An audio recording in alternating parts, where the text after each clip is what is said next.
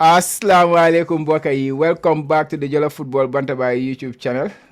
This is the Gambia Football Show, and I'm your host Chama. And today, I guess next coach, so I'll be hosting the show alone. But nonetheless, I have good company with me as usual. Hamga like Seni mi ngi around, Buba mu ngi around. Tete ñi ngi am space, hamga. Ñu duga said about the suñu league si, especially first division bi. Space dinañu help ñu have a mid-season review of the league. And then we're gonna discuss about the next coach, who's gonna be the next who's gonna be the next coach for the Gambia. A lot of names, hamga. Every names are going around, so we will look at those names and then discuss about them. And as well, we will look at some of the Gambia foreign-based players, which we have not done in a while in the Gambia football show. But then said because there were some good developments over the weekend. Gambian players doing very well. So space moom internet bi mu ngi ko bëgg a jam fa but nonetheless maa ngi amee Buba maa ngi amee Seni Buba nuyu naa la bro. Waaw Thiama man laa fay di la dal di nuyu di dal di nuyu Seni at Space Hamadi di dal di nuyu ñëpp tam ñuy seetaan ñuy déglu. Ak ñu wala waajal seetaan tam di leen nuyu daal jërëjëf bu baax a baax. Jërëjëf Seni na xam nag yaa ngi cool. Ciao, I'm okay. Happy to be here. New now, Mr. Buba, ak Hamade Tamil, and they are also here with us. So I'm content now, so happy to be here. Yeah, guys, nu ma leen ko waxee rek tey seen waa yi nekku fi suñ coach bi he's not around and but hopefully we will have a very interesting show today. Comme nu ma leen ko waxee dinañ bëgg a seet next coach yi Gambia bi names yu gaay nekk di dish out there. You said their credentials and stuff like that, discuss about them. But when you started with a big development. We saw Seni Mboge, who was the female football coordinator of the Gambia. And now she was working with GFF, set up the female football in the Gambia. She did a lot of stuff when it comes to female football in the Gambia. And of course, she also represented the Gambia at international level as a footballer herself. Gis neen si biir week bi mi ngi post on about her next move, which is since she left the GFF, this is her first appointment. I want to share the news that I am appointed at AC Horsens men's professional team in Denmark in a player care role, which involves all this support psychology, managing their stay in Denmark in the team and their welfare, to sum it up. But I'm not running away from women's football, which is key. She says she is not running away from female football. Of course, she is now into male football, but it is big developments. I will start with Buba. I think when it comes to these professional teams, to see a female Gambian football, like let's say expert or female Gambian football administrator working with professional football clubs, I think this is the first of its kind, and it is something like and this is showing more development of Gambian football, because we are not just exporting footballers now, we are also exporting people they engage in administrative work and other aspects of football. So it's nice to see this, Abuba. Wow. Digala lii moo la woon di potentiel yi nga xam ne Gambien am nañ ko potentiel yi nga xam ne Gambien am nañ ko emut si góor wante egg na si lu nga xam ne mooy si jigéen te bu nekk lu nga xam ne mooy di right protocols because xam ne soo nekkee CAF soo nekkee FIFA dana dee jël di nac góor ya dee dal di dominate rivaliser everything that like a male dominated area. Parce que am nañ fu nga xam ne kooku mu ngi dal di def liggéey bi te mu ngi progress, because at the end of the day sa experience moo laa dal di jox sa place bu ees. Toujours dama ko dee dal di wax ne comme ni ñoom Ras Juda wala ñoom Che ñoom Kebe, like then they am a lot of background mais ñoom seen boppa playing game bi soo playé game bi dafa lay dal di jox age bu nga xam ne ku nga xam ne play with game bi te Seni play na game bi am na some coaching capacity ba pare tam nekk na captain play na national team bi because of late Horsens ñu ngi isi players from Uganda, from Tanzania, from Gambia, from Ghana. So these players itam then they need lu nga xam ne mooy cultural adaptation then di xam nga like du mun a am that distance bu nga xam ne like ñu ngi nama seen kër bu baax a baax a baax a baax ñu ngi gis assistant coach ou coach bu nga xam ne mu ngi laaka seen sim laaka o mu ngi jaar seen under 20 bi so loolu yëpp dafa tax ne tam dalal na xel yi dafa dalal xel yi lu nga xam ne mooy player bi wante ni ma la ko waxee rek lii moo la wone di potentiel lu nga xam ne Gambia am nañ ko ba pare tam dafa dinaa dal di yaatal yoon bi because football du kese ne kii journalist la kii coach la kii referee la am na so many roles yi nga xam ne nit ki mën na ko play si team bi just ñun sum national team bi wala sum club level bi dundee man up to that capacity comme ni team bi personnel si team bi bugga yëpp du ko di mën a dal di am da ngaa gis ne tri côté dañ ko di dal di am o ñu am half of that sa nga xam ne coach bi mooy nekk assistant coach bi mooy nekk trainer bi mooy coach bàyyi def lu nekk coach bàyyi call di build that relationship at players yi so da ngaa gis ne kon soo demee Europe wala other parts da ngaa gis ne full team la gars di am full team soo gisee Man City seen technical staff bi seen bench bi or seen people behind the club so lii rek moo la wone nag rôle bu nga xam ne is more of ne comme ni place yu ees yi ñu mun a dal di adopt moom tam bu ñu dina dal di build CV am because lu mu yaaga CAF dinañ ko toppa CAF dinañ ko soxla FIFA tam dinañ ko soxla. Yeah, yeah, it's a massive development and suma waa ji moom internet bi moo ko bëgg a jam faa tey but like I was saying about AC Horsens we have a coach there. Matar is coaching at Horsens. We have a lot of players who have gone through AC Horsens. Just recently, I'm the main player bu jógee Gambia dem na AC Horsens. Alaji Sen captain under 20, he's already there. So in terms of that club, they are building a big Gambian community, which is only a good thing for Gambian football, I would say, right? Wow, because loolu ñàkkoon nañ ko amoon nañ opportunity bi Sweden Djurgården because Bao Dembo amoon na very big presence Djurgården wala tamit ñoom Tito Cissé bi William Tu wala Taimi Biri Sevilla am tam loolu wante da ngaa gis ne ñu fa jaar yëpp dañ nekk a good reference because AC Horsens bu ba jaaroon na fa defoon na fa turam foog one of the year bu gaa doon promote moom moo ko yoon winning goal boobu or he was crucial in that match so da ngaa gis ne like a very good reputation bu fàtte tam ne comme ni BI tam moom mu fa yóbbu woon players itam moom mu nga xam ne tam defoon na liggéey tam so loolu yëpp tam référence yu baax la kon référence boobu tam daroo dali toppa because football is time du fa nekk ba faw maybe we'll be there for 3 years 4 years 5 years move wante ne that continuity tam is very good ne Gambian si am na that connection with AC Horsens. Yeah, players yu fa jaar ji bari nañ like you say Buba you mentioned Buba James Gomez I think AC Horsens made a lot of money when they sold James Gomez to Sparta Prague just recently. Unfortunately that move to Sparta Prague did not go as planned but players yu fa nekk di jaay and then what they are reaping for the club I think is massive and Seni Yes. Satoma Seni now she's a football administrator at AC Horsens. So how did you receive that news? Well, I think this is a win for Gambia, particularly our football. Understand? Nilan Buga is within. We wanna climb to the ladder, and then to the highest level. So I think this is a win for Gambian football, and the main Bumoy lead. Both are very important. Hopefully with that,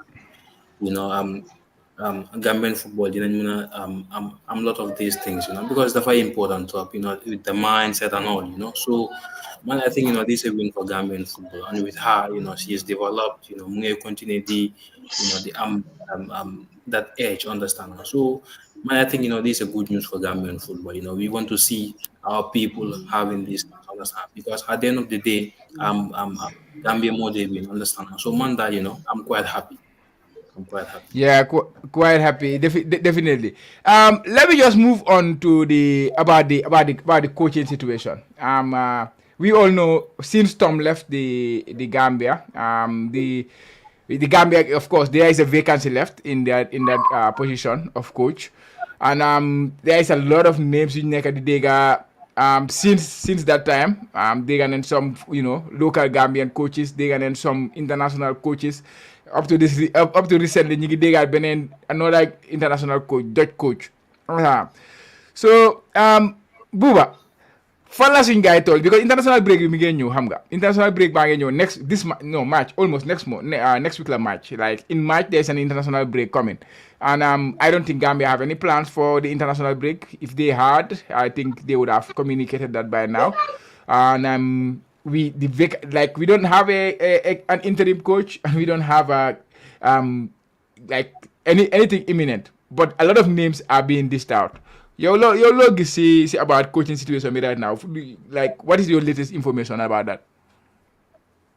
Yeah, man, no money buga come ni like in the case of Ghana, 500 applicants more. Nobody buga that segregation buga like hundreds apply this coach. Be par dafa dal di ndro be legi ñu ci amateur level bi because of so bàyyee xel fédération bi lu ngay populace bu dat room ne génne den open sang dong ñu ngi dal di wañe ne ñoom bésu la gay bi di ministry yaa understand ñoom bésu la gay bi ministry. So that relationship between the federation and ministry mu fa wante ñoom su fekkee ne case upon case moments upon moments ñu ngi wañe ñoom ñoo dee fay coach bi salaire which is not right. Ne government moo war a fay wante ñoom fédération bi ñoo dee dal di fay. So lan moo tax ñoom day yëgal government bi ne ñu ngi ut coach yaa ngi mën a saan su fekkee ne government bi nekkul di fay lu nga xam ne mooy coach bi wante noonu di des dafa dal delloo si amateur team bi rek ne lii because I feel ne interne la ñu ma xamoon ne Tom dafa dal di dem because of léegi nii the normal fans ñoom duñ sofal yi ñoom duñ am that anxiety wante di coach wante di players ñu nga xam ne Tom daf leen overlook players yi nga xam ne ñu ngi bëgg a develop because these are the same players ñooy demaat play waat AFCON qualifiers ñooy play waat World Cup qualifiers ñooñu tam den war a am seen fit ba pare tam seen axala tam ñu am fit comme ni xam naa ne affaire yi du nekk lu nga xam ne lu yàkkamte la doo ko mën a def si benn 1 week wala 1 month wante at least the process bu dal di start. So it's not about ne like ñoom dañoo foral ne waaw suñu technical committee bi balaa ni screen na ni karab nii what is the reality mooy ne players ñi nga xam ne ñoo war a nekk si national team bi ñu leen war a xam seen coach the preparation dafa war a dal di am if ne su fekkee ne tam doo mun a play match wante ne xam nga ne ni nga am World Cup qualifiers yi African Cup of Nations qualifiers yi dina dal di ñëw so that's silent xam nga yéen a salu maa wax nii because ñoom su fekkee ne ñoom ñoo di play coach bi so ñoom there is no need pour ñoo yëgal government bi so either ñoom tam ñu leen ral foofu tam le government bi tam léegi sax na government bi mu uti ji coach ñoom ñu consult fédération bi wala fédération bi tam su ma fay coach bi tam kon fédération bi nag mu tal boppam coach wante ñoom ñaar taxaw si diggante bi so bonut because of ne normally ñoom su ngay noppee because hadn't been that sangdong rumu samit su génne toon ñoom duñ doon wax ñoom fan la gaay dal di toll kon maa ngi expect gaay in the next coming weeks gaay génna di def announcement bi di def advertisement bi ne comme ni léegi vet nañ ko ñu ngi wax na candidates si submit seen CV ak seen credentials I mean because we have to move forward du mun a xaar di moo ñu xaar di moom ngi isu loraange unless gars yi ñoom ñu am plan because xam nga ñoom seen plan duñ la ko wax dañoo am seen plan suñ paree ñu ñëw benn statement ne waaw we decided to go with Alaji Sarr we decided to go with Lai Bojang or we decided to go with Abdou Jammeh so these are all plans lu nga xam ne tam mun naa am nañ ko wante di communication muy communication is the key ba pare tam next coach bi tam lan nañ ko tax because jox nañ fi tam 5 years contract which is very amateur moom dem na léegi nii moom moo nu war a fay because tam mun naa am dafa toog 3 months bu start new life am tam so that 5 years bu dépassé 3 years daf ñu ko war a fay na di his new employers daf ñu ko war a fay because moom bu joxee verbal commit statement ñun ñu bind suñu statement dafa utee di contract because contract bi is contract lu nekk si contract bi moo nekk si contract bi those clauses tam is nothing with verbal verbal announcement or verbal agreement, so loolu yëpp tam Yeah. dafa dalil leer si askan bi. Yeah, what a very Tom mom. I think when it comes to the contract was very like who knows about the contract? Like it's difficult for us, especially those people in the media, to know what is in the contract because it was so like hamga. A very noble one teller. Ken Hamut, how many joining a 5 years contract, and that was it on the contract. So it's difficult to say that they have those clauses that you are mentioning and things like that. But nonetheless, we have seen some names being mentioned. This is the latest name that I had. Rene Costa. He's a Dutch guy. And Gambia Sport News, ñoom ñoo ko publish, and then they publish a good piece on him about his coaching journey. He has coaching license A, and then his plans when it comes to the national teams. Because like he didn't mention for sir, Gus Hiddink is going to be part of his team to come and work with the Gambia in terms of developing coaches, developing players, which is what they are going to focus on, which is development, football development, player development, and of course local coaches and things like that. Moom mu ne dafa bëgg a apply si position in Gambia bi. It's not like they ko rumor ne moom Gambia moom leen bëgga, but more interested in that position, according to what Gambia Sport News has reported. Let me go to Seni. Seni, I'm sure you saw this latest news on Gambia Sports News. What do you make of this coach, Rene Costa? Well, I haven't read about him, but again, based on coaching issue, seems like didn't play much, right? From all indications, you understand. And now we have the World Cup qualifier in June. Yeah. So I think a federation with the government, they need to do that. Legal and start negotiations how to get another coach, because time amount, and Tamit, since Tom has the thing up there, the bar high there, so it means we cannot go lower. So again, we need to have a code is top notch, and Lula Gumda, because Gambia been to 2 Nations Cup, obviously, we cannot have it below that. Understand? So I think we need to have a plan going forward. That 2026 World Cup will qualify, and that next AFCON be 2025, 2027, 2029. So I think that we need to have that in place. But again, there's no time. There's no time. There's an international break in March. That's what I'm telling you. Like, of course, June last week World Cup qualifier, but there's an international break in March, and usually we supposed to use those international breaks. But I'm gonna Gambia. Space, are you there now?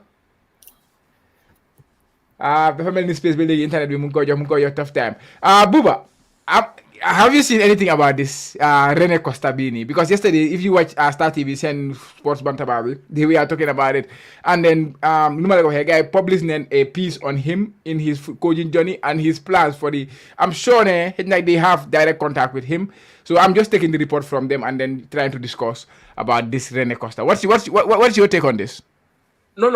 Wax dëgg yàlla nag gisuma ko gisuma post bi gisuma wante sometimes tam xam nga ni ki bandi leen they have this PR job du tom doon ñëw tam noonu la tam doon woy sum noppa bi like Sainey, Jose Mourinho DK Milan. So I mean like if because moom yoon bu mu bëgg a dal di jël dafa metti yoon boobu nekkuñ di ko dal di jël this players development because loolu am nañ fa Sangdong te Sangdong nekku di def loolu if ne fédération suñu gisee ne Sangdong mu ngi def dat liggéey yaa understand ne development players from under 17 to under 20, under 20 to under 23, just like the case of Mali, because so xoolee Mali national team players yi yëpp dañ play under 17, play under 20, play under 23 bi yaa understand even am na some few players ñu nga xam ne ñu si national team bi sax ñoom ñooy dem play Olympic bi foog naa di last Olympic qualifier o ñoom ñooy dem play Olympic. So moom route bu moo wax ni route boobu dafa dal di yaatu dafa dal di gudda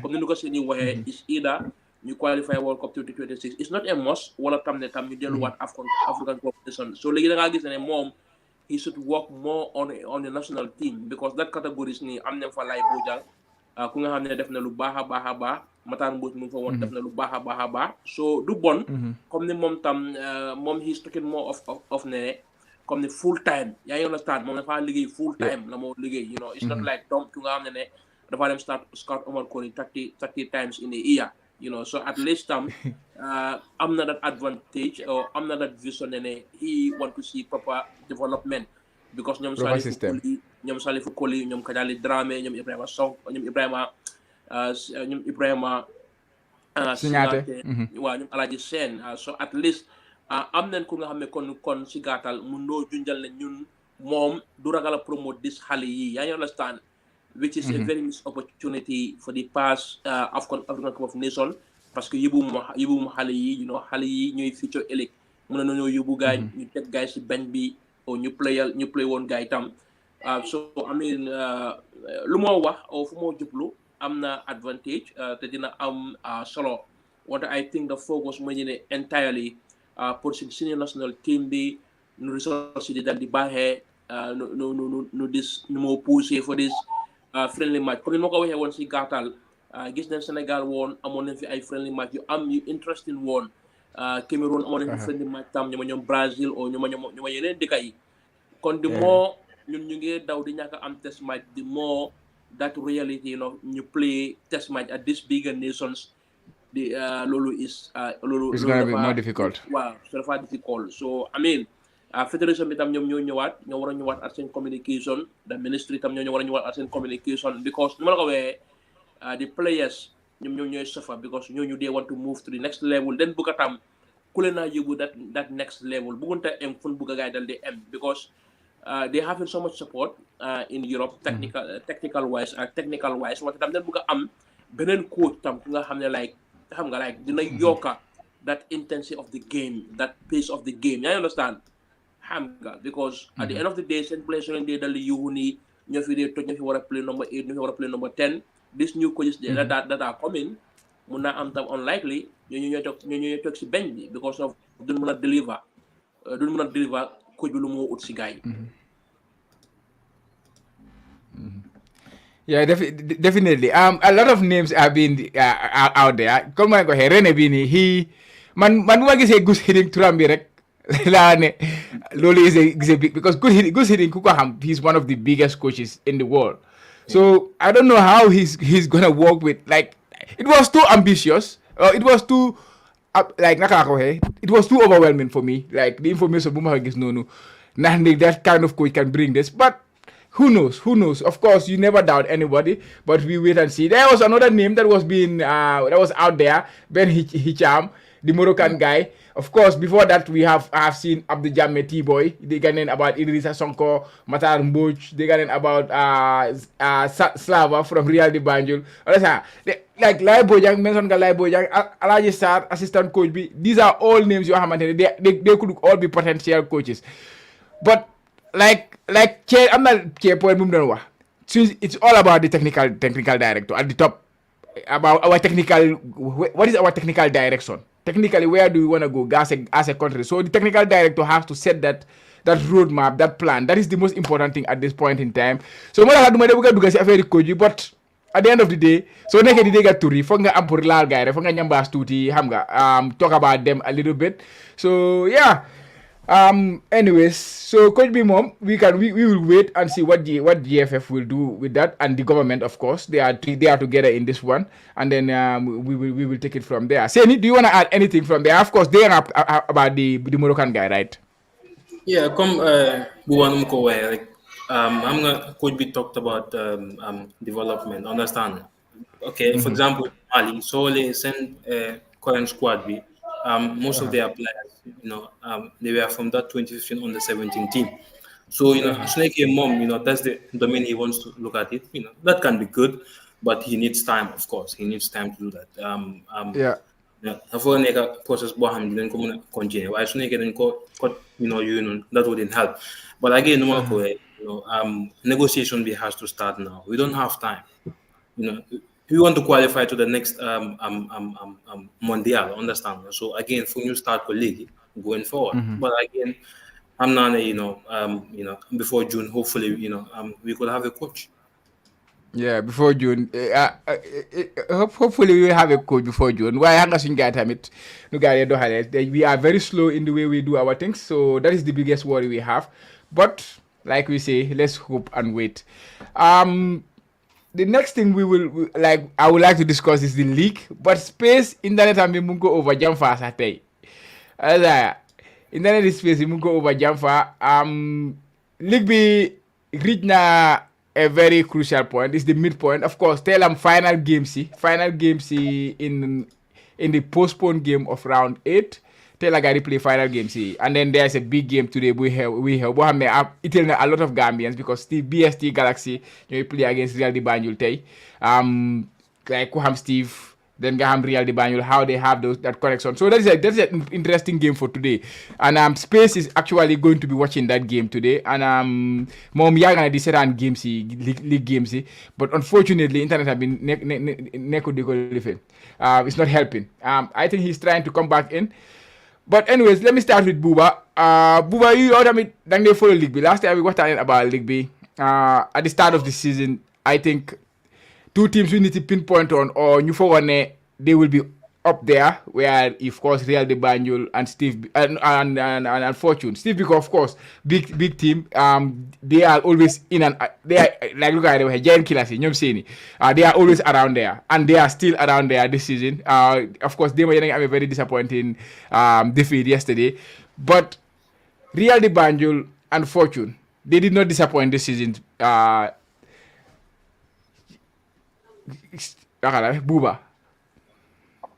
waaw loolu dëgg la loolu dëgg la wante soo bàyyee xel league bi fa dem down to consistent because Fortune before gars yi doon dal di dem top of the league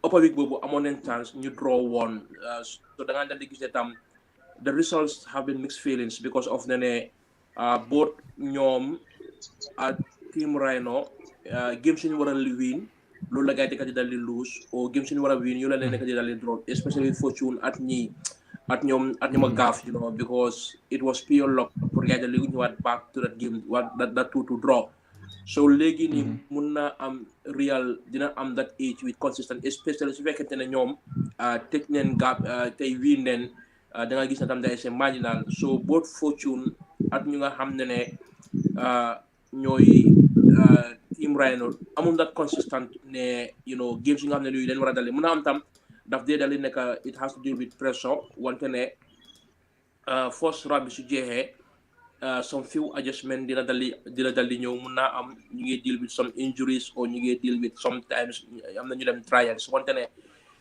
Real comme ni ko coach bi waxee démba ne comme ni dañ dal di taama di win lu nga xam ne mooy league bi because da ngaa xool tam mathematically tam wala traditional tam yenn teams ñoo leen sonal Real di Banjul teams yu leen sonal Real di Banjul ñoom ñoo dóor Real di Banjul season bi mooy waa Banjul at Banjul United nga xool yenn saa tam Brikama United daf dee dal di dóor Real di Banjul o daf di leen dee dal di sonal wante ne that's not been the case this time because Brikama ñun si suuf so if ne Real suñu mënee win tey BST kon dinañ am a very fine grip si title bi because soo xoolee losing position you Fortune am li dama mën a lose si league bi tam dafa bari pour ñu dala jox a good title contenders despite ne demoon neen bu leen Real di Banjul dooroon demoon neen a long run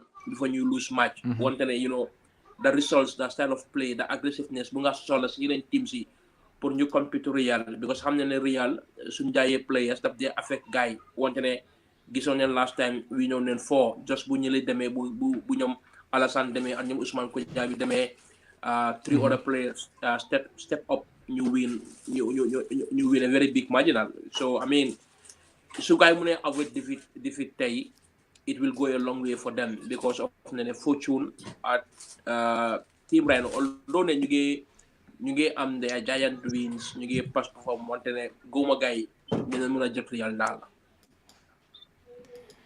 waaw sa waa ji ñëw na coach expect ma ko woon nag mi ngi nii di xam nga affaire am rek waaye mooy loolu noonu Cee nuyu nañ la na xam nag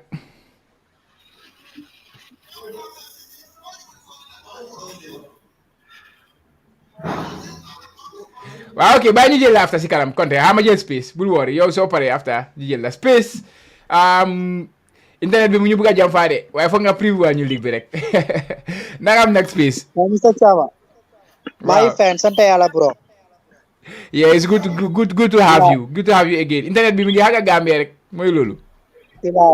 Tey suma internet baa ngi overpower. I don't know na area man nekkee la xaw ma. I know dafa affaire dafa bañ nga preview ñu ligue bi waaye loolu la wax ak Buuba man ko wax ne about Real di Banjul because your season bi moo start those two teams nga bu boo la push da Real di Banjul ak Fortune nga gisoon ne these teams will be up there. And if you look at the table right now, those are the two teams that are at the top of the table. Of course, Fortune currently in the last few games, going to drop a valuable points. Since we got against the top B, going to drop a valuable points. But Real, I'm on some difficulties during some time in the season. But now, this guy regain that necessary form, and now today, guy, I'm a very important game. If they win, they will go into the the midpoint of the season. 3 points ahead of second place, and we should put them in a very good position considering they usually have a very good second half of the season. So far league bi how nu fa demee. Okay Chama, maa ngi nuyu ñëpp xam nga si show bi ba pare xam nga rek di apologize xam nga comme on and off bi xam nga because of my internet my connection baa ngi po tey maybe area man nekk te xam nga rek but sant yàlla xam nga. Yeah, league be it's going fine, it's interesting, like everyone says, but come mo predict ba league be do ne Fortune and Real di Banjul will be come roughly ñom ñoy nek ci kaw pour compete with the title but it's going tough right now because ko bayel team so xamne comme expect wuñ len sa they are there in the race like of Greater Tomorrow and Team Rhino yeah, but I believe we're gonna have a very tough second round. But like I said, I'm still with my predict. That's if what you say right now fixtures is second round become okay. Come so I guess Fortune send games send games I'm very much so I home games you bari na mo predict ñaar ñu kan moko win because so ko bayal ñom ñaar yeb they very good at home. Real ñi ngi ba seen at home Fortune ba léegi si biir lu sangul inside Brikama foofu la gaay gën a bàyyee seen games yu bari yu gaay ñaaka yëpp am nga si biti la yu gaay draw si biti la like Serekunda is also but the inside Brikama they very good and they've been so good for over the years but I'm looking at Fortune since second round of the season that they overpower past 3 seasons yëpp soo ko bàyyi xel team bu at Bugade win league bi ak last season yëpp since second round of the season that they ba ñoo betam comme gaa ñi am benn addition bu ñoo make in the second round mooy seen play bu demoon AC Horsens noonu kii Jallow that flank play it's going to be a very good addition for them that boy is very good so loolu is a good addition it's a good addition for Fortune up front because kooku bro to tell you the truth he's one of the best wingers comme Gambia ñu musa am so na leen jàppale bu baax a baax ñëw si Real di Banjul they're good they always favorite but anytime bala league bi start because we all know how Real is but recently comme mako way they've been also struggling league bi da comme ku gëna consistent sa morom dal ak ku gëna am more home games between Real di Banjul and Fortune I believe na ñaar ñoy ñoko win dal te I see man at the end of the day I see Fortune winning this league su ma gisee fixtures with the games they have but I wouldn't be surprised mo gisee great Team Run a Great Tomorrow fighting for the title in the second round too yeah definitely yaa ngi mention Team Rhino ak Greater Tomorrow I think those are the two surprise teams this season si league bi Team Rhino seen season bi is built on very good defense xam nga seen defense bi moom at bi nii they are like compared to none they conceded only 6 goals so far this season that is the least that the team has conceded in 15 games xam nga so nga xool Greater Tomorrow like the second quarter of the first half of the season nu gaay ñëwee ak seen form bi nekk di win team bu gaay ñëw si bu ñëw nekk seen kanam gaay ñu dóor leen they have not lose a game I think in the last 8 games if I'm not wrong at least the last 5 games they only had 1 draw just yesterday gaay ngi dóor Biko they were on level on points with Biko I think Biko are still in the race not just saying that because of Seni is around but I think Biko are still in the race because they are just about 5 points behind Real de Banjul. And league bi anybody can beat anybody at the end of the day, xam nga. So if you can put in 2 or 3 wins together, come because we say still when started, they were at the bottom of the table. First 3 games then go nyaka. Guy knew. I think if you take out those first 3 games, they are the best team in the league. Honestly, the first 3 games go against league because are up there, and then they have some very very good players. So let me just bring in Seni. Seni, yesterday you guys suffered a killer blow or a blow against Greater Tomorrow. But Greater Tomorrow is a very dangerous team. Like I say, they have been one of the best teams in the past second half of the first half of the second quarter of the season. Yeah. No, absolutely, I agree. I'm not league B still young. Fine. First half, Jehna Muna, Taylor Mboge. So normally, so you get to the next round, we're gonna understand, because I mean, it doesn't matter how you win, just get those points. Understand? Gambia league, so winning 3-4 games, you'll be up there. Considering us all, like, So again, normal like we'll take game by game. How many, easy, but we'll come stronger going for them. League with that, the very interesting top, it's really interesting. And while you're done, you struggle. Hopefully, they will get stronger. They will get stronger. But they might defeat me, mom. We will have loved to win, but it's football. So we'll just be in good faith and get ready for the next round. Yeah. Waaye ko seen waa ji Owens mu ngi just score nag goal yaa ngi xala dry up a little bit lu xanaa under 20 bi training bi moo ko nekk di ko lifin wala what's going on. No, xam nga football moom nekku ne démb nekk nga ne amee good game, understand, but he's still on course. So xam na ne daal he's going to continue te with his U20 that has given him more confidence. You have a player called Guti as well. He's been really doing good. So I mean, and these are 2 players that they've been really fine. So hopefully that next round of the competition, then just that send link up being stronger. Yeah, definitely. Let me go back to Buba. Walidan, last time I'm galas, we are talking about Walidan, and then lu guy was more in a or what I understand about Walidan is usually they have a poor start in the first half of the season, and then second half of the season they come back. But Hamga, def nañ ko benn yoon def nañ ko ñaari yoon def nañ ko ñetti yoon man personally man du ma xoolee in from that perspective ne ok dañuy am first half second half bi ñu ñëw turn ko around. Every season is a new season man noonu laa ko dee xoolee, and they are having a very difficult season, and down at the bottom team bu nekk ngi fight for his life. Yesterday gis neen lan moo xewoon waa Banjul doon neen Banjul United ci kaw understand in the Banjul derby, and Brikama United ñoom tamit xam nga even you never rule them out. So relegation with teams you they are not gonna be easy. So definitely why they need to turn a corner. They are the most successful club in the Gambia in terms of titles you guys win. One of the biggest brands when it comes to the Gambia League. Like say struggle mom at be mom doy na war de Buba. Lo gis ci wali daan. Buba. Wa xam nga so struggle dafa affect sa brand, yaa ngi understand, because of ne yaa ngi bàyyi xel this transfers. Man numa advice play bu dem wali daan because of ne you are not sure ne dinañ jeexal top 3 bi dinañ jeexal duñ relegate, because the only team mu nga gis ci table boo doon wone noonu mooy ne ñu drag Bambara because of Bambara that support.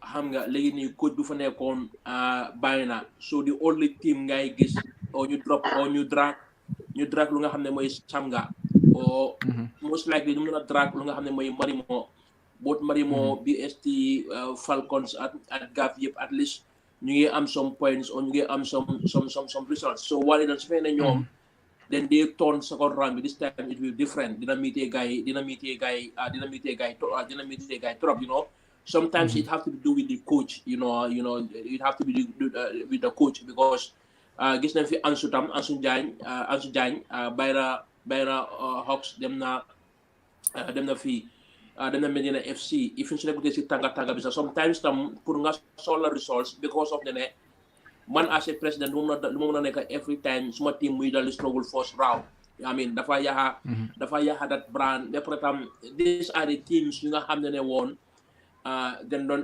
expect guys ñuy compete top 3 bi just like year before doon elect United dan di wàcca that year before elect doon wàcca am na benn year demoon nañ ba taat so these are the type of teams wante ne soo xoolee first division bi ak second division bi wax dëgg yàlla you have to give credit to the teams yi ñoom ñooy game changers teams yu nekk first division teams yu nekk second division ñoo nekk game changers su ma waxee ñooy nekk game changers mooy ñu ne ñoom TMT ñoom BST Galaxy ñoom Dutch Lions ñoom teams yu AC teams yu nga xam ne jënd na leen wax dëgg yàlla def nañ a lot of impact si sum league bi on their individual strides although na yeneen teams yi yaaga nañ si league bi ay champions lañ wante team yu AC yi da mu nekk team yu gox la woo o nit moo ko moom ñu tam wax dëgg yàlla foog naa ne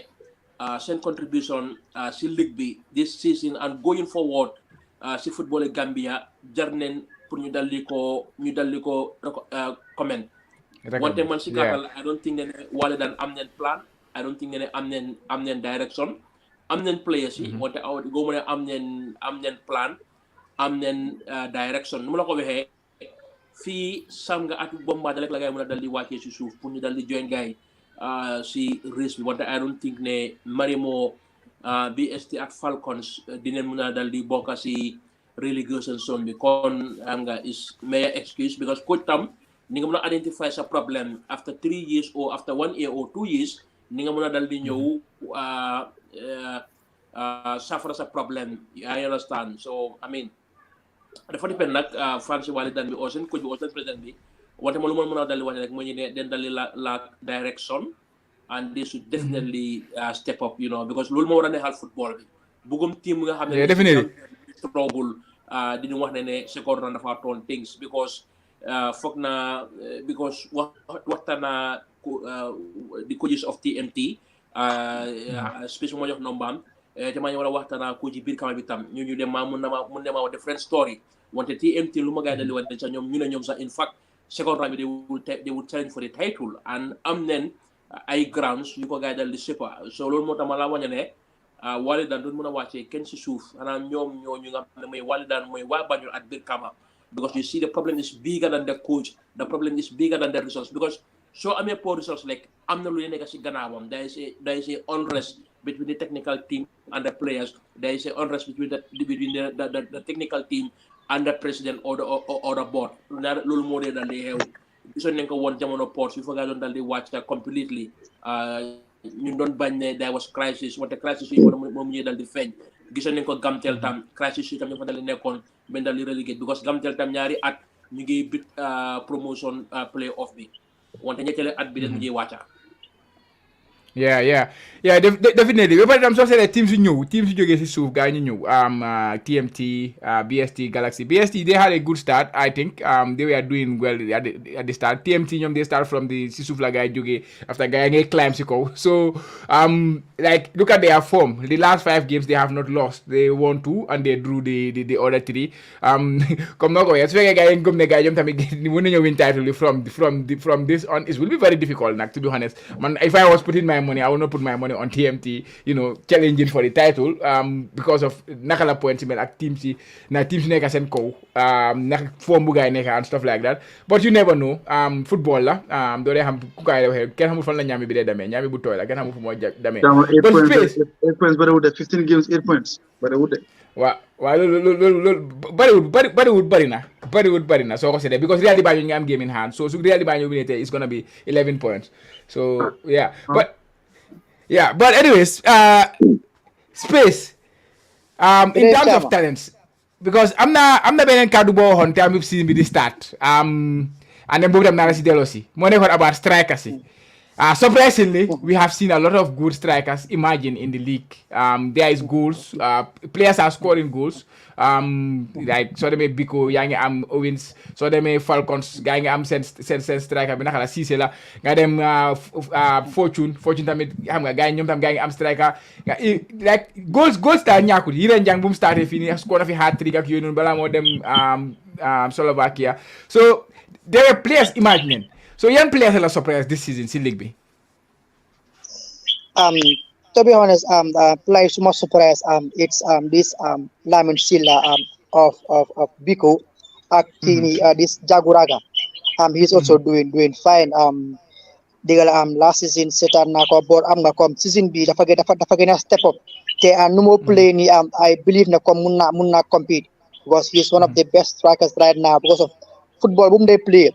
Su nekkee on ci team boo xam ne comme likes of ay Real di Banjul wala comme current di comme ñi Fortune dina doon am more goals than lu mu am ni in team right now but I still believe na comme dina compete ñoom Moustapha like I said balaa ligue bi doon door man ama woon na comme du gaaw ñu am ay striker boo xam ne dina score 15 league goals season bi because of xam nga lu happen last season soo ko bàyyee suñu top 5 strikers yëpp ñu doon compete ci league bi yëpp last season ñëpp nekk ñu play ci league bi. So surprising ne gis nañ ne players a ngi step up ba Moustapha nga mi ngi woon Real di Banjul was doing good but comme du am that playing time he was a good goal scorer but playing time la du am so loolu la am Fortune moo tax bu ligue bi doon doore Fortune ñu doon struggle in front of goals but ay mën na leen ne ok su ñoom rek compete league bi rek foog ñu am striker bu mel ne Aliou Bare ku leen a jox goals and that's what they did xam nga right now am na askan Moustapha in front of them xam nga comme mu ngi bang in goals likewise Steve Biko tamit this I ram to that Owen rek he was a very good lad comme dance ko but dafa ñëw came as a surprise to me ne comme dafa ñëw very compete at the top with these players like kii Moustapha ak nekk Falcon ki am tra Ousmane Cissé moom last season tam mu doon compete still mi ngi maintain ko rek that start some so it's going to be tough but at the end of the day I believe that it's going to be between these three Owen Mustafa and Jaguraga.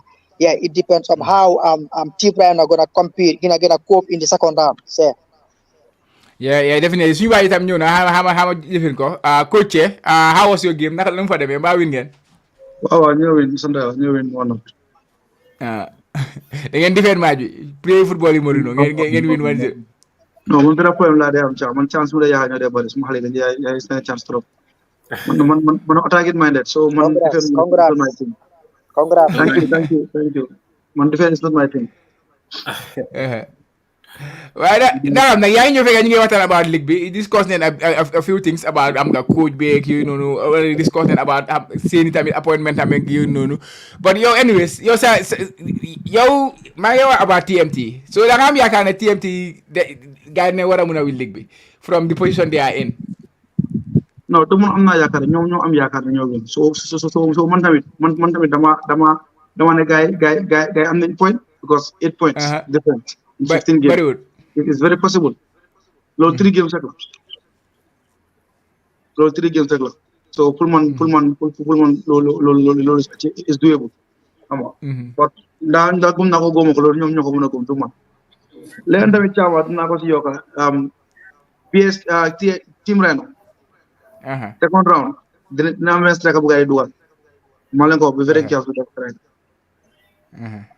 mu ngi tudd Sidi Diagne yaa ngi uñu gars seen sécurité de non small player la ok maa ko jox gars yi bu moo dem dafa gaañu dori sin dafa gaañu ko mën ankul but maa leen ko wax Kebe note ko note it Sidi Diagne team Reno second round ka bàyyi ko he's explosive, he's physical, he's agile, he's very aggressive, and he has a very, very sound and sweet left foot. Right. Denga ke yo ngone ya ina Central League not ko denga. Ba pre chama. Wa au problem. Si watan bi. Chama yene I'm not surprised what happened there. Si league bi. Comme c'était surprise why man do surprise man. Mooy Banjul United lose bu gaay lose again waa Banjul. Yeah, bu loolu laa bëggoon a laajte sa game boobu noonu Banjul derby bi. Non man foofu nekkoon sax man ay na waa Banjul dañoo dóor. Lu tax nga war a Kebe xam na. waaw ñun xamuñ man ak Seni xamuñ ñu bëgg nañoo xam. man xaw ma yaa ko fi egati so ñu bëgg nañoo xam. lu tax You have to explain.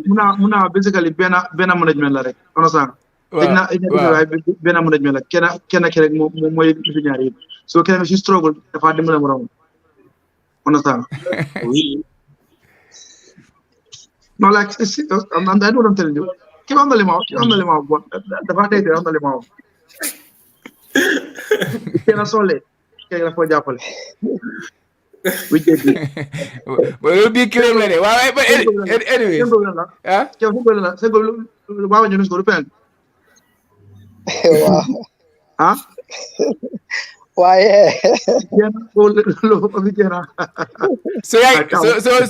So that claim me in a game is a match fixing scandal la. Match fixing la because we get fix match ngeen di decide kan moy win ak game bi bala game bi di play lolou match fixing la de war nañu investigate gars Banjul United ak wa Banjul war nañu investigate duma dé bet de way suma bet mom ma yédé na ko ci man de suma ñaari boy ma win nañ ci de win nañ ko sa waay win na ko sa waay mi si commencé al mu ne absolutely right so Adam xam na si dara yéen waa Banjul yi yéen war nañ leen a seet nag yéen waa Banjul yi Banjul yi yan yi magara kalañ waaye tama dëggantaan tey moom soobee su ma jógee fii moom maa ngi seconda is di dem tey full time PSP la tey full time tey moom waa game boobu sax let's talk about that game balaa ñu BST versus Real de Banjul game bi nii yaaga nañ koo xaar and then of course game week 8 gars ñu postpone game bi sooy noonu and then finally gars go play in the final round of and then the final day of the first half of the season. It's a big game. It's not a big game in the league, but it's a big game for those that are involved because of Steve, and then you have of course he was history mu am Real de Banjul foofu la starté mu jógee mu dem play mu nekk professional foofu la step up from the amateur leagues to the professional leagues, and then he has a very good connection with them and now moom mu am club am léegi mi ngi ñëw di jànkuwante nu ko gars yi waxee moom ak papaam mu ne godfather mooy Willy so gars yi nga war a ñëw jànkuwante tey which is very interesting and space yaa ngi pareel game boobu yow wàccee yéen foofu ngeen a jublu si loo leen expect si game boobu noonu what do you expect? I'll start with space. Let's start with space. Okay, game boobu comme ma la ko waxee on earlier on, it's going to be a very, very, very, very tough game for both. But at the end of the day, dafa yolom si second half. First half bi mun na tight, but second half bi dafa bayandeku.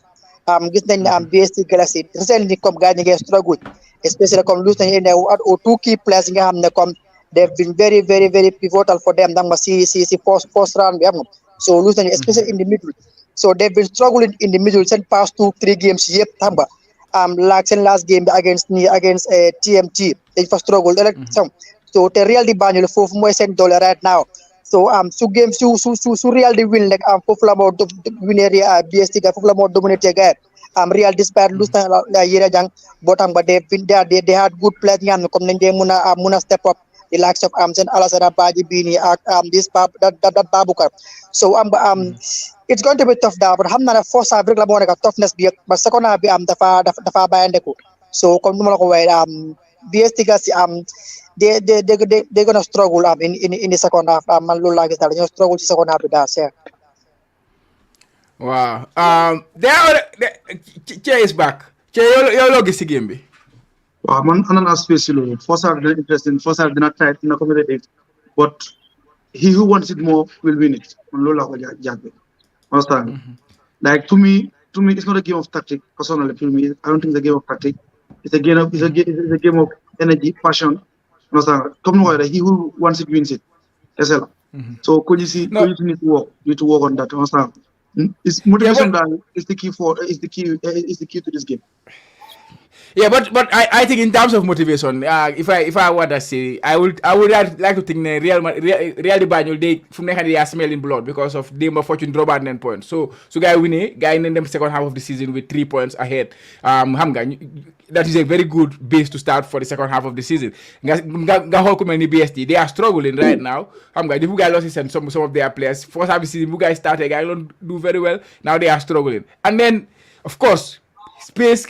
Naka laa ko waxee Steve game bi na ko jaral lu nekk pour mu win game boobu noonu even though Real la jógee but dina bëgg a win dina bëgg a win Real ba pare and also dafa miin ne dinañ gën a mun a move further away from the relegation because if they are not careful they can also be dragged into the relegation battle as well because teams yu nekk si relegation spots si gars yi ngay win games nekkuñ di win regularly but da nga gis ne tey su kii winutee kële win na after da nga yaa ngi gis gap bi it's not as big as you would like to think waa di daan suñu winee ñaari game mën nañoo gën a si relegation spot boobu noonu because that is how close it is so I think both teams yi dañ ko soxla and then there are different motivations yoo xam ne like ne bëgg a win game bi but in terms of quality like I think Real de Banjul so far lu gaa wane si ligue bi ñoom ñoo amee di better quality yeah. No, Chama. Buba. Comme nga la fi gis. AC Milan Monza. Kese la gis tey. Understand? Ñooy play. Xam nañu Real when it comes on paper, understand on record, anything about football, Real do more BST. But BST will be motivated. Trust me, I know what I'm telling you. And one thing I will tell you, they are one of the most fit teams in the league. Understand?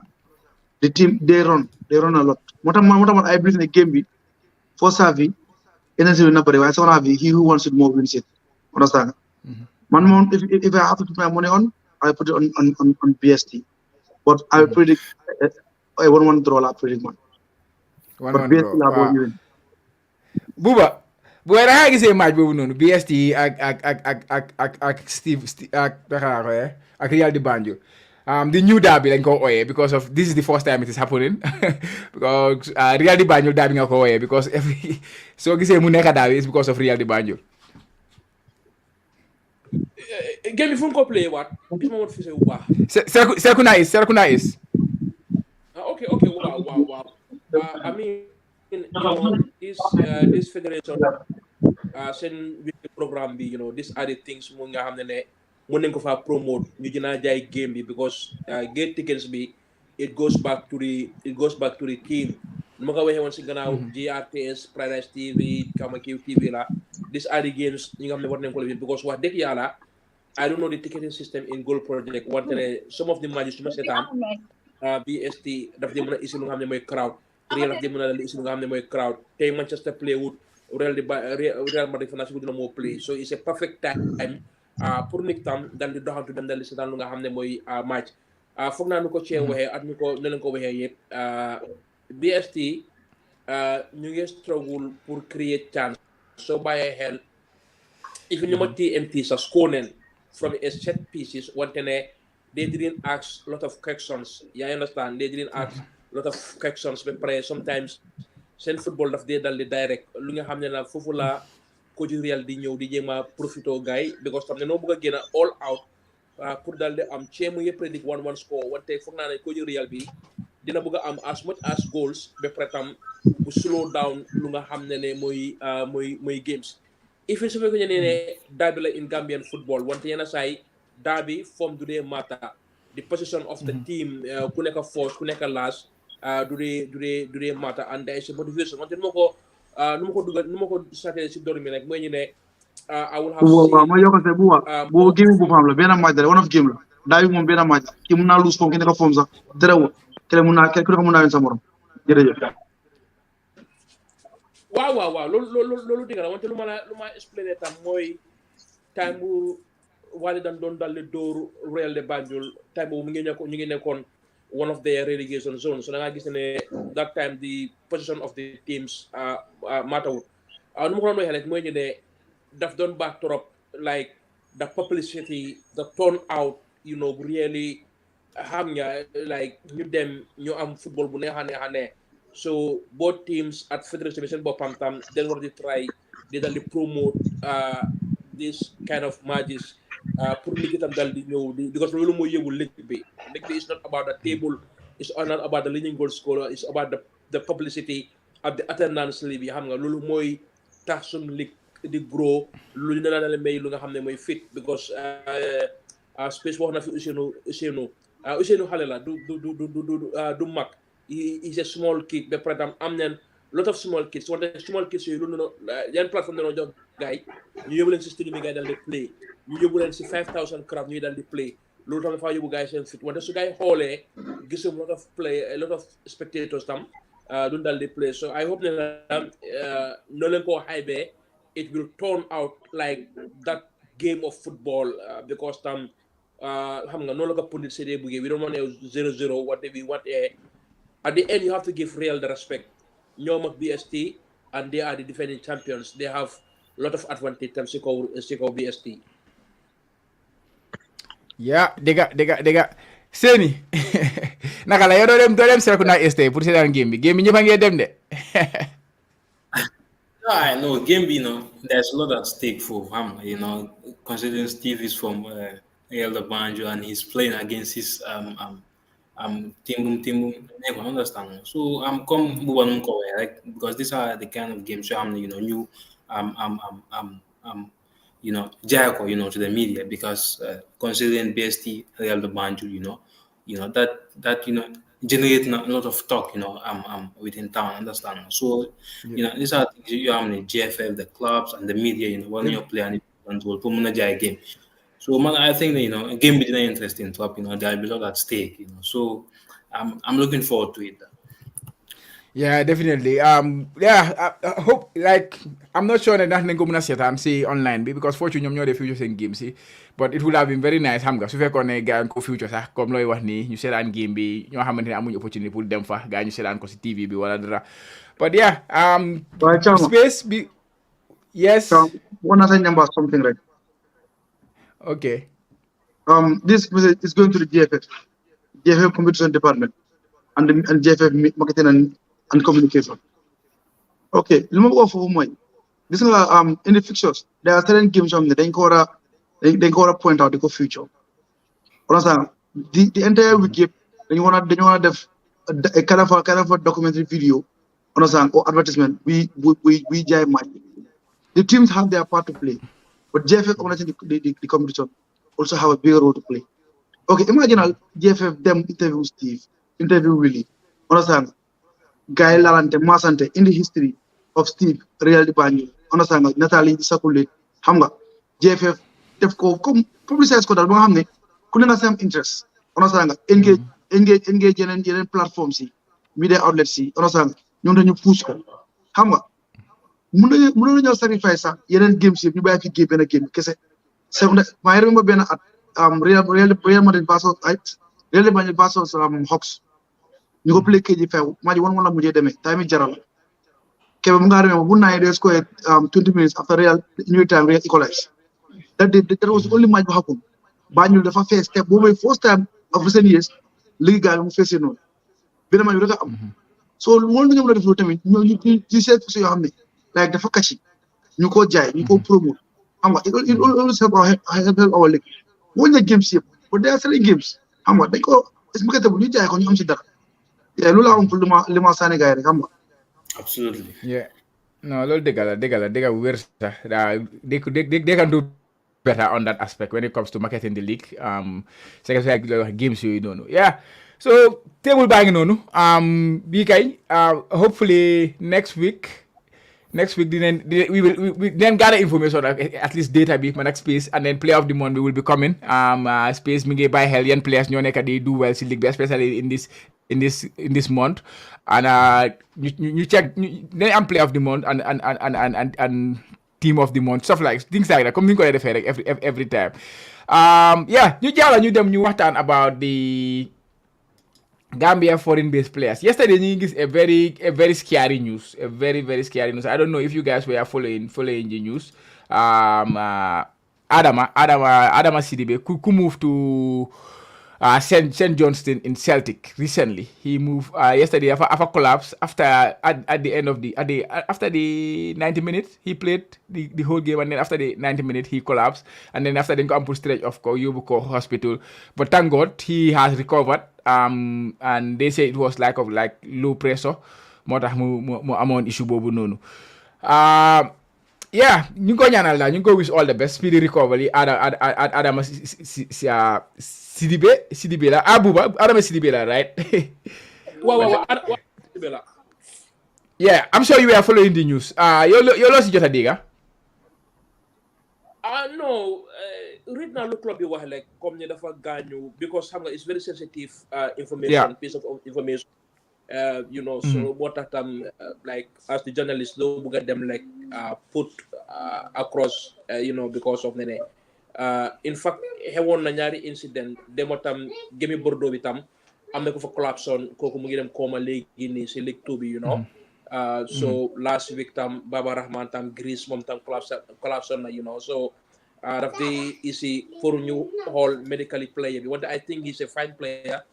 Because demo supri bi man textoon naa ko mu ne ma ne he is fine yenn saa yi comme ni su xewee fu mu dee xewee foofu lam di ici lu nga xam ne mooy day nekk tiitaange bi wante suñu demee si hospital bi dañ dee am recovery dañ dee stable comme ni suñu la ko wanee si nataal bi is scary wante after because within 1 hour si laa ko text mu ne ma ne he is fine wante dama woon si detail bi na is it heart condition na yeneen ak yeneen so dinañ ko monitor gars yi dinañ ko monitor because it's the similar incident bu Ajax play bu amoon même dalee demoon coma so nik su daanoo si fil bi rek daf di ici lu nga xam ne mooy tiitange wante for the longest time lu doon jooy suñu ligue bi tam mooy ñu ne always na gars yi am ambulance available na ambulance yi nekk di available in case of this emergency su xewee because ñun tam dañ war a put alert Serekunda hospital RVTH or this Afrimet or this Funde player the nearest hospitals Funde player we have to put them alert ne dam dañ war a am that alarm mu nga xam ne incident su xewee like dafa nekk emergency we call them that ñu ngi ñëwaa player X ak player Y because of all these incidents lan moo de tax ni ki dee dal di stable especially kii Eriksen bu Denmark bi bu mu dal di lifi ne woon si that Euro because of there is ambulance available ba pare tam the stadiums the mini stadiums this heart fibers xam nga naka lañ ko dee ooye this heart ñu dee lifin heart xam nga naka lañ ko dee si English nag fàtte naa ko so loolu yëpp should be available in these dressing rooms or around the stadium so as much as ne doomi Gambia lam dal di jot ñun tam mun nañ say dal di jàngee this ambulance this lamps with this connection with the hospitals ni anything because football la football la moom comme ni ma ko waxee boy bu dem waaw c'est ça so da nga dal di gis ne loolu su xewee rek daf di isi bi nga xam ne mooy ci wante ne boy is doing fine because text naa ko he's doing fine dama woon nag to so much details lan moo ko dal because of the you give him that space pour bu noppaleku or pour bu recover. Yeah, definitely. Just for update's sake, club, of course, the coach did say something after that. He said he is stable. He collapsed, but the doctor said he had low blood pressure. He has lots of tests. He is conscious and appeared to be okay. So, little more latest update from the club. So, just to relay that information. You wish all the best. Yalla recover because man, the people move to St. Johnston. I was very happy for him for that move because from from 7th year of English football and then moved to the top Scottish League, the top tier of the Scottish League. Of course, not the Premier League, but of course 7th year to the top tier of the Scottish League is a massive leap. You wish all the best. He'll recover and then hopefully he will be back soon. Hopefully. And another one being this being it amit usually Bumbo Henry because Tom try on pour isi Mahdi Camara pour play Gambia. I think everybody is aware of that. Tom the one visit guy time Tom the head coach Gambia bi visit Mahdi and Mustafa invited us to squad bi pour play. He was named in the squad at some point. Yesterday they scored a hat trick. dama stop on nag di follow about moom too much nag, to be honest, personally, because showed interest pour play for Gambia, so loolu taxoon.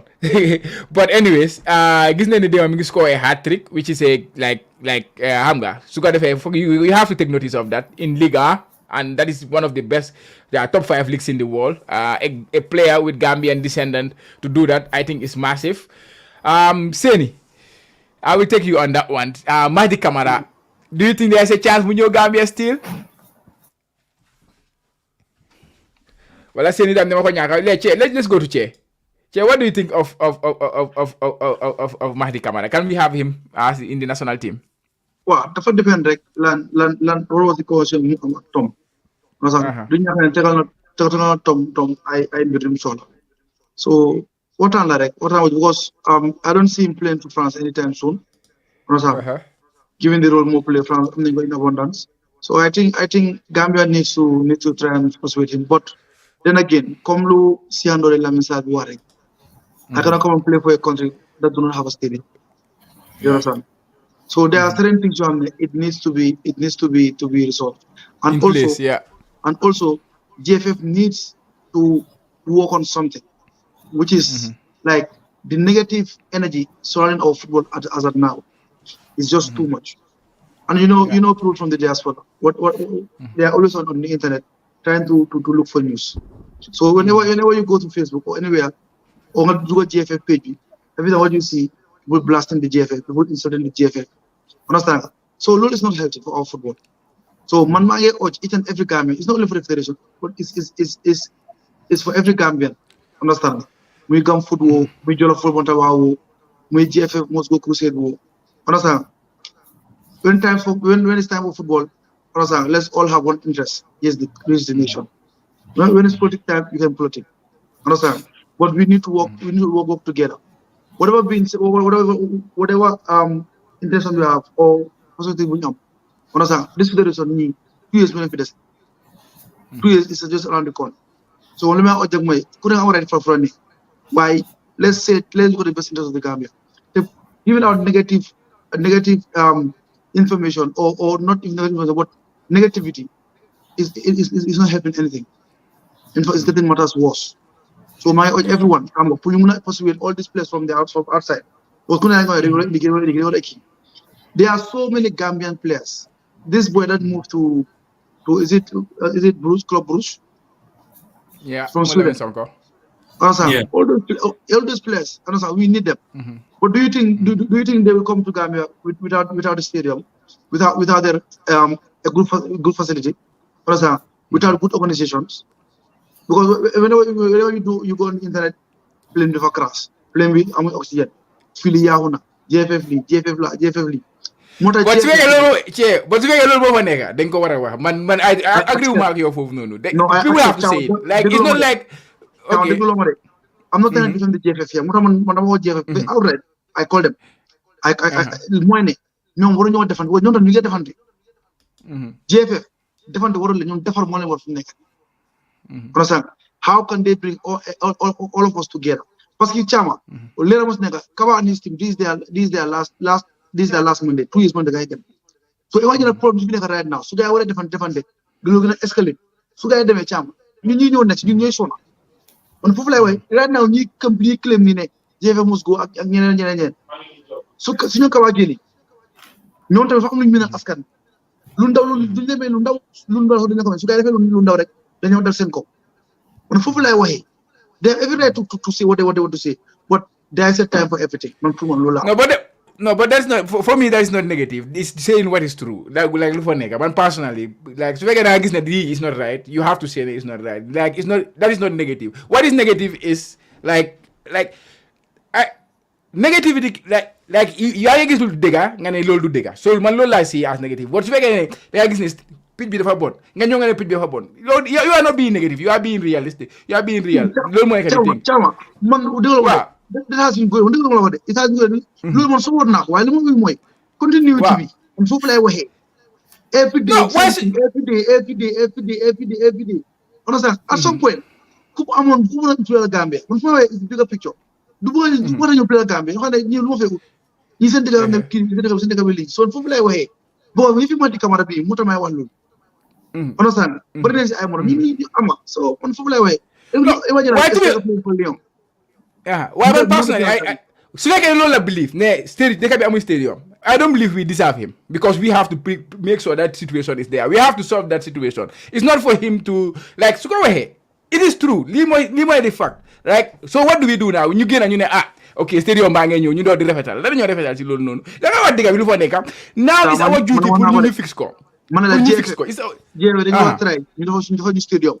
Man jéwe la ñu ko dal ba pare may la ñom dañu wara bay defante. Man limo is very clear. Man I'm not trying to protect the JFF here. Understand? Man I'm just looking at the best interest of Gambian football. Football I waxe. So what is the negativity that you are referring to then? I cannot understand that negativity that you are referring to. Like we have to be understand? You've made your point clear. Understand? Man mi ak yow kenn ñun xam nañ ne ñun yëpp we are not with this GFF. Understand? Most of the things that they are doing ñun supportuñ man 100%. Understand? But man lu wax mooy at the end of the day we are all stakeholders in football. Understand? So léegi now okay, maa ngi benn question but I understand xam naa fooy waxee si maa ngi benn question. Now what do you expect people to do? What do you expect from a team like Gamfoot? What do you expect a team like JFF must go to do? What do you expect them to do now? Just okay, now you stop. Like you said nga you def lu gars yi def ba 2 years bi passé ñu defin. Is that what's the expectation? Chama, it's not guy Huma guys stop living. While mooy Chama, they've already made their understand? Yeah. Parce que at some point léegi affaire dafa dem ba nduru witch hunt moom loolu laa si gis individual witch hunt. Waaye daal moo demee discrimination of characters laa fi gis not the only federation but individuals working in the federation. Okay, let's take one example. The Gambia must go crusade. Okay, what they wanted was they wanted protest. That's what their mandate. That's what they wanted to do. Yeah, yes. And that's what they keep pushing for because then couple go def joxuñ leen opportunity pour ñu def ko. So ñoom tam gars keep pushing. So what do you expect them? When do you expect them to say okay, now it's enough, ñu bàyyi? Like from your point of view. Like foofu la because no, xam nga Chama ba tey yow ba léegi dafa xam ne on ma waxee de. Li ma mooy ñi fi mati camara bi nga comme ñi fi presse ñu ngi outside di Gambia. Waaw. Pour ñu mën a poursuivre pour gars yi mën a ñëw Gambia. There are certain things it needs to be put in place. Benn mooy JFF should put their house in order. By doing that mooy ñoom waruñoo defante they have to control the situation. By control the situation mooy ñu make sure ne buñ defante ñu liggéey. I absolutely agree with that. So lu ñoo gars yi loolu la gars yi def yaa xam ne suñu parti nañ try ñu defe ko nu mu gën a gaawee. Understand pour ñu make sure ne ñu eradicate those noise. Waaw. Xam nga sanga de. But noise becomes with it. JFF xam naa loolu. But man dafa waxee mooy pour ñu mën a persuade players from outside. But that is not the duty of people from the outside. That's the duty of the GFF to put those like that situation you also last circumstance like put the pitches like environment you have to create the environment so that you can persuade them. It's not the duty of Gamfoot, it's not the duty of football. But we also have a role to play as what is the rule? No, we have what is the rule? Like how? Chama fay tey ñun dañuy choose yenn news dañoo dugal ñun ñëpp la mi la outlets yëpp la dañuy choose news dañu dugal waaw nga gis ñu de neutral is very rare ko xam ne dafa ñëw su yee lu baax nga def na lu baax defal ñu def na lu bon on a some media outlets they always dañ tax benn boor lu bon lu ci def ñoom loolu la ñoo binda loolu la ñoo wax on a yoo xamal li ma laaw lu baax li duñ ko wax sometimes dama bëgg a sometimes ñi plan skill that's true man foofu laay ñu balance scale bi lu baax ñu fesal lu baax li waaye su ñu fesal lu bon loolu bu yàggee duñ turuwaat criticisme dafa am turu hatred te atalo ñu ngi all Gambians man li ma mooy ñoom kabaa ñu ngi dem si 2 years mu leen fi dese ñoom su ngay demee ñun lañ fee doyee ñun su li commotion bi amee ñun am problème ñun ndaw ñun next generation te dama ko dee wax next président du Sénégal next président du JFF la gën a yërëm su ko suuf. But anyways, we get buttress too much on that. But I think man luma believe it is always on those responsible for our football to make sure that we convince these players. Man luma believe create the platform as best as you possibly can. And I believe right now, that is not what we can do as a government. That is not what we can do as GFF. We can do more. So create that platform as best as you can. And that does not even guarantee that Mahdi Kamara will come play for Gambia. That does not guarantee that Moulamin Sonko will come and play for Gambia. But you have done all you can, and then now you leave it in their hands, because at the end of the day, these players have two options. They are either Gambian, they have Swedish. If they decide to choose that country that breed them from Bugaineke, from Dara, Begaineka Dara, ñoo leen breed Begaineka lo, then gaay ñoo bu ñoo play Gambia, foofu la ñu play. Man personally, from my personal level, I have nothing against these players because they have choices at the end of the day. So it's not just Gambia missing out on players. Nigeria, they miss out on players. Senegal, they miss out on players. Every single country, they miss out. Even Angleterre, they miss out on players to other countries. You have to breed from grass, begay neka. So it's part of the game. But you have to make sure that make your platform as best as you can possibly do it. Then you leave the rest to 100%. Them. And that is what we have not done as a country. And that is not on any media outlet. It is on those that are running the football and the government. Those are the two. So for me personally, 100%. Yeah. No, you are 100%. We also have a role to play. We also have a role to play. Yeah. Anyways, ñu jaara ñu dem. Another player who plays weekend be Musa Barrow. He was very good, scored a goal and assisted. I will take Buba. Like, it's good to see him back on form, because one time he was struggling a little bit. Even si AFCON be Hamga, he did not get to score a goal. Last AFCON, Monyu N1 ak you know. So it's good to see him back at his club, scoring goals and creating goals as well. Musa Barrow, Buba Yalo.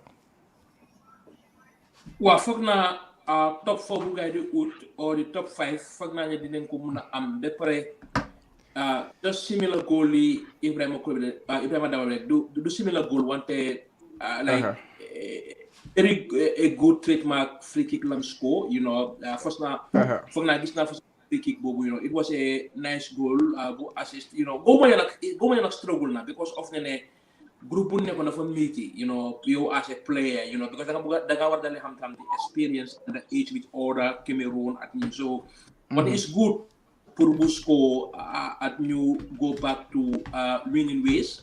Assane moom bu ñu toon di play, moom he was left on the bench, bana moo si play na. So Assane moo am a bit of problem parce que nee ne benn man moo fa nekk kooku Cameroonian la te kooku daf di play every day. Score. But it was nice for Musa score, you know, free kick, like, you know. I think the goalkeeper would have done better, you know. Absolutely. The goal is a goal, you know. Yeah, no. So they say man in a struggle now. I think Musa playing about 10 or 11 games, score with assist to Hamga. It's not just the African Cup of Nations, boom them on, but generally, it's club and be next on the score, you know. So, like, I think 8 games scored before no. Understand? So boy international games, you know. For an attacking player, I think it's not good enough. But to see him back, he's the talisman. Just recently, he released the most valuable players in the Gambia, and he's up there, right up there. And Hamga Gambia fintech Musa Barrow, like in terms of he's the talisman, he's the vice captain of the team. We expect more from him. Most of the time, do they accurate? You know, people. Then they create news, just like this coach. You know, people. You know, like media, because there are some times I'm going to be a PR Musala. Yeah. So at times, those statistics, at those, it doesn't tally. Yeah. Actually, I was looking for the source. Like, I never saw any source. I saw the list, but I never saw anybody tell me this is the source. So I would have loved to go to the source, because usually when I get the source, I can verify if it is a valid one or not. But yeah, of course, I understand for your hair. Sometimes a PR, because Gambia mom legi da nga am pour bay sa xel bu baaxa baaxa. The market value more them down, more them down, because there was sometimes Musa, he was there for now. Sometimes move forward. Sometimes one day move forward at Musa at Moruseka Barrow. Even young Steve, there were sometimes move forward. One day don't maintain. You know, it's about maintaining it. Your club board. I want to show them Qatar, Saudi Arabia, Japan, kenn du la mën a gis, you know, kenn du la mën a gis. So that one have to be, dañ ko war a revisit, you know. But mun naa am tam si PR Mamilam dal di jógee wante I really doubt if those things muy accurate daal. Musoon na faa nekk nag, wante not currently. Yeah, definitely, yeah. Another player, I'm very happy to see him back on form. Last week, he created a wonderful goal. Assist boom one last week was very, very good. And then goal boom scored this time, Ibrahim Dabo was really, really good. Classic goal scored. I love it. One time Africa Cup, he got a lot of sticks in African Cup Nation League, especially second game boom to play guy about more. But I'm happy to see him back on form. The people move them to Sampdoria. Ibrahim Dabo. Space, you are back. No for me. Ayo back. No. Okay. Ibrahim Dabo. It's good to see him back on form, right? Yeah, it's good suñu gis suñu place yëpp back on form maa ngi gis comme Moussa Baro time xam nga since buñu jógee si AFCON suñu place yu bari ñu ngi struggle in front of goal xam nga but it's good na comme gars yi ngi ñëwaat xam nga di like sa xam nga Moussa Baro ak this Ibrahima Dabo Ali Sow tam mi ngi struggle di buñu jógee si AFCON this time mi ngi play but in front of goal xam but I hope they come okay xam nga gars nañ ñëwaat back to their best in front of goal xam because xam nga léegi daf dee nekk li nga xam ne comme soo duggee si tournament boo xam ne xam nga rek daf dee métti soo ñëwaatee pour nga bokk xam nga dañ ko dee gis sax place yu bëri sax dañ dee struggle suñu jógee si qualifier si ñëw war ko qualifier ñëwaat dee travel sun ñëwaat seen club si daf dee jël time bala ñu dee adab ak yooyu noonu but it's good comme ni ko waxee xam nga comme gaa ñi ngi fire in so te ñun loolu lañ gën a bugg a gis suñu place yi ñu ngi perform ñu ngi play ñu ngi score especially comme play score bi sax mataw dat man pour nga am minute si nga play moo gën a important xam nga loolu na mën a dimbale comme suñ ko waxee suñ coach bi ñëw ba pare man caama suñ coach bi ñu war a appoint nii man suma gis-gis comme dafa nekk li nga xam ne comme luy gaaw a ñëw la de time amatuñ so dañ ko war a régler si tanga bi am mu ñëw at least bu ñëw continuer fu tom mu dem ak moom maybe gars am nañ kuñ war a kuñ bugg a mu amee team bi but dafa nekk li nga xam ne comme si lu gaaw la right now because time amut so qualifier saa ngeen ñëwaat man daal loolu la amoon pour dama si daal but it's good comme suñu place yi they score. Yeah, Che. Wow, Kebe, regarding coach war a ñëw I don't think that there should be a problem for the coach war a ñëw when it comes to like was observing all of my players you need to from mun a xam player I don't think that's a problem. That's the role of the technical and development committee. Understand? They should have a database, which I believe they have. Understand? Tom also should give them all the data that he has. Understand? That's the normal procedure. Then they prepare everything. Understand? Every week, they update database. Players become available. Then so that's what I'm going to present it to him. And plus, there's already a foundation in the team. The team is the average age of the team that plays in the AFCON was 26 years, like the third youngest team in competition. So to me, coaching Gambia, I understand, it's not a problem for a foreign Pullman personally. Maybe a local coach may meet because of influence, what we told failure. I understand, but a foreign coach Pullman, it shouldn't be a problem because the foundation is there. You have everything available. Understand? Like player wise. But for now, next month you have international break, right? Wow. Yeah, match. Yeah, so right now, what do you we hold that position right now? My coach the time be. So Kisar as a coach. Amut qualification for the head coach. Sangdong is the technical director and he has the license. So based technically he will step in for the coach. If we are going to see in the break. So he's the interim coach. Is that what you are saying? No, it comes with the position, chairman. It comes with the position. So if I stand coach, I'm not criteria or qualification. Then as a coach, I'm not step up. Understand? But the fact that as a coach, I'm understand, and no one around the technical department, I'm not. He's the only one available. So he should step in as the coach, interim coach, when I'm coach. It just comes with the job. That's why we need a coach right now. That criteria mumuna step in. I agree 100%.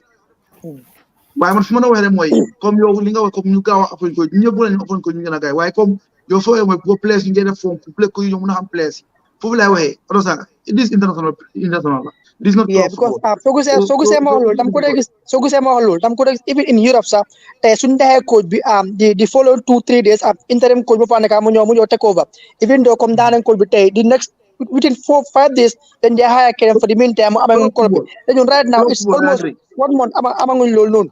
Pro football I agree jamono bu ngay dee Hansi Flick jëlee almost 1 month bu la ñoo appoint coach. So international is different from club. Why they were having interim, right? Lula, someone is interim at the moment. Lula, it's very clear. Okay. England, Come Isa. Bunjaya Sam Allardyce. Understand? Southgate stepped in as the interim because he was one coach in the other 20. But usually there is the. But usually at least like it's communicated. Hamga, it's important about GFF tam new like because of this Lee and Lee key more than nekali because you don't need news the senior man news. Technically. No, it's not about the technical thing. It's about the communication. Man, I'm not talking about the technical aspect. Your technical aspect. This is the technical thing. Key more Lee. So Lee more protocols. I don't read the GFF protocols to key more than the DLD. You have access to that, and then Hamga. But not everybody have access to that. The Gambian football fan we said that. So they have to communicate it. Lila nek on the complaint last time. They change their fixtures. Week bi la gars yi seen reschedule fixtures yi mënuñoo communicate ça ñu foog ne ñoom ñu gars yi war a communicate sax like is the clubs ñoom la gars yi amal affaire kañ la gars yi communicate ak fans yi like Sunday game am na gars yi ñu communicate ne di Sunday bi games yi ñoo am Saturday game am na Saturday nga communicate it does not work like that this sometimes they never they have schedule understand of course in the Gambia they have ample time so definitely. You have to schedule yourself before you do something so it's important guys communicate ak nit yi in time. Yahoo data it's just not post data then affaire with them and then this is the problem I always have with the GFF when it comes to communication. You have an interim Sandong moo la nekk interim bi xanaa fii amoon nañ fi benn time ñu waxee ne Sandong mooy coach bi right ñu ne am na benn report bu fi génne Gambia ñu ne Sandong mooy coach bi nit ñi yëpp door di coow Sandong but right now ñoo ne Sandong mooy coach bi that is the reality loolu dëgg la GFF ñoo gën day gën a counter du dëgg well, at least that time someone know when Sandong is the interim coach because you don't explain me. Boy, it's a guy da nga better. But anyway, you know about the it's a guy No, I'm just being objective. No, I understand the objectivity. But yeah, sometimes you don't assume that everybody know everything. At least you know you go. So don't assume too much. Right now, football is set up like that. Technical. No, you know a lot. I know you know a lot, but you assume too much. Because of this is a basic information. Does not work like that. Anyways, finally, you got about Mofal. Mofal, he returned to scoring ways. That was his 10th goal. See championship. He started the season West Brom, then with them loan Hamga. Bundeme loan fell in Doncaster. He did very well at Doncaster, and then Doncaster, from what I heard, they could not keep him. And then Modelo at West Brom. Then Walsall, Gerrard on loan. But then from Nabum started, a few games, Belamo settled into that team. But finally, this week, must score his first goal for Walsall, which is another good thing. I'm glad ne. Buma deme sees official website like Flashport or Footmob. In the past, England like I define as his flag, but now changing to Gambia. So I don't know what that means. Maybe there is some communication from Gambia and big guy change because the Gambia faneka neka to Angleterre, which is a good thing. So at least mom sisi la bokada. Seni mo fal salary. Wala nengo gis na si youth teams the last time you know. Yeah, he's a good player. I remember he wanted to play for us, see last U20, one that he would love to play for us. So considering that he's young, he still has time. So let's keep tabs on him. So hopefully, see next year or even 2 years to come, you then go get the national team. So I mean, didn't work his transition. The transition plan. These young players will go to under 23, then to the national team. So, soon they feel that there could be a lot, gain. Yeah, I think Mo Falmo was the last one. Any other player like we can be? Of course, we will have the update in Chama. midweek. Chama. Oilo suma play bile Chama. Kala, Dafa ne mu ngi play 2 minutes 3 minutes. Kala. Fansi Njai. Bordeaux. Afonso, that keep No, exactly. yeah, cover na ko si lifin bi. No, tay hanga tay dama don cover spaces rek because Macedonian players has score ak yan things happen rek. Mota ma jël Mo Fall, Musa Baro ak yun noonu. But of course we do the midweek recap. That is the weekend recap and the midweek recap. Of course, we try to cover as many players as possible in that, and we will be back this week. May sa waay sa mi ngi wara ñëw future si midweek bi foo wana maa ngi déggoo moom pour mu def vidéo and then xam nga then we will lifin but anyways boobu noonu Léegi tamit bëggoon naa ko yokka seen mi ngi ko laal sax di under 23 Gambie dañu war a rey suñu boppam pour ñu mën a qualifier pour Olympics bu xamale Gambia soo xoolee after national team bi beneen catégorie bi we have like so many good players in abundance. Understand? They have the new play in national team. But imagine new move falling our knee. You Rashid Njai, last on 20, you will see on 23. Understand? Including local base players that you fair touch. Understand? You will see 23. Chama, Senegal, same for full change.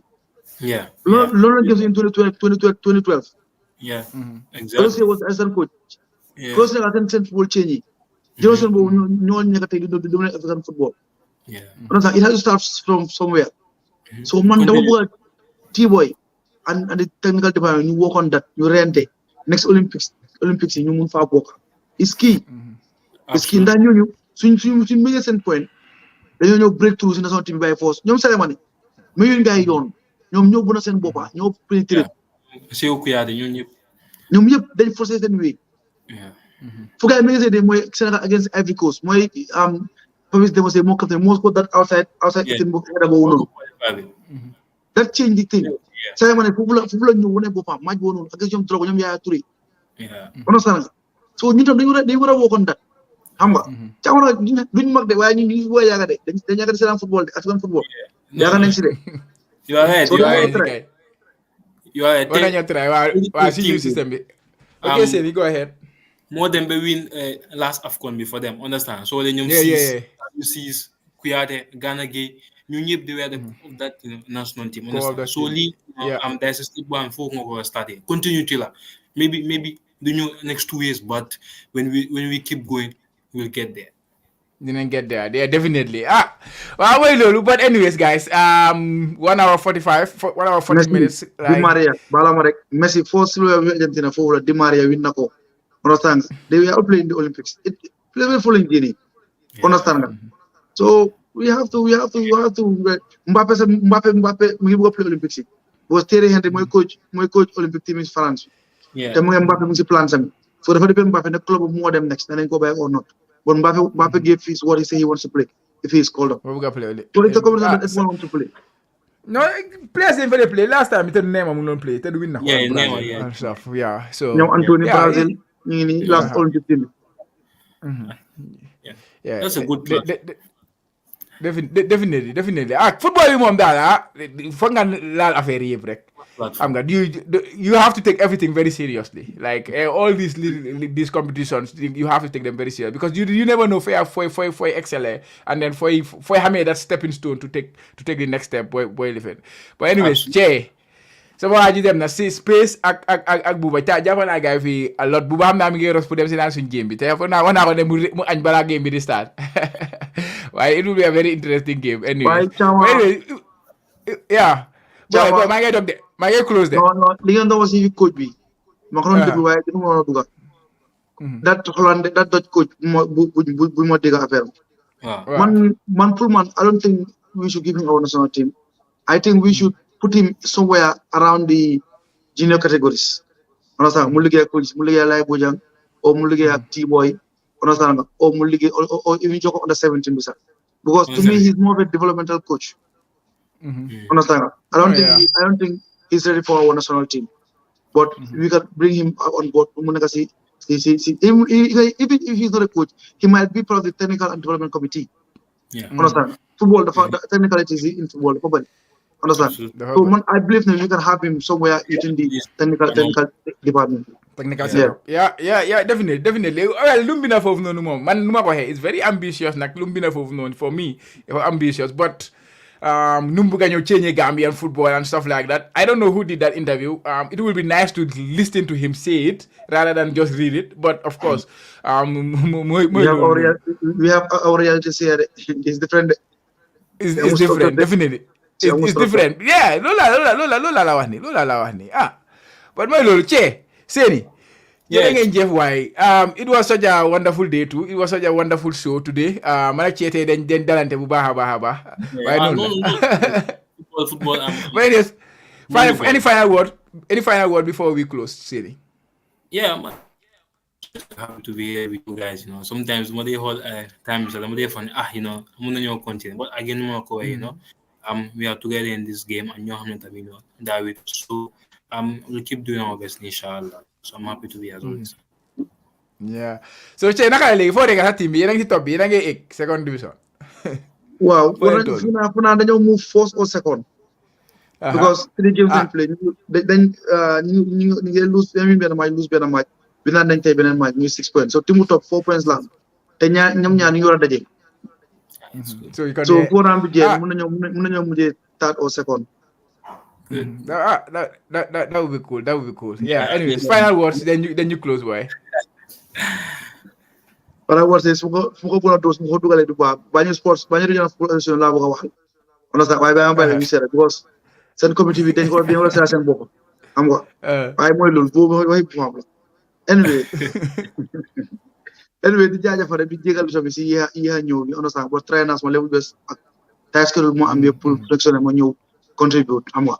Because man moom yéen la am te ñun ñoo fi nekk pour yéen pour askan bi jox leen li ngeen soxla li ngeen bëgg xam nga so di leen ne rek keep on supporting xam nga keep on believing xam nga Gambia dem kanam ay Chama war nañu ko dara Chama war nañu am studio léegi de Chama gars yi ko demandé na gars yi yàlla baax na suñu ko yàlla yombalee rek dina ñëw inshallah di jaay waaw waaye sponsor yi nañ ñëw rek sponsor yi ñëw waaw waaye di jaajëfal Seni tamit xam nga suñu administrateur waaye maa ngi dégg ñu nga ne ko promote yéegu ma ko de dama ko dégg yéen ko wax rek Chama kan Seni Mboge xanaa yow gis loolu nekk Seni Mboge ana fa Seni kañ lañ promote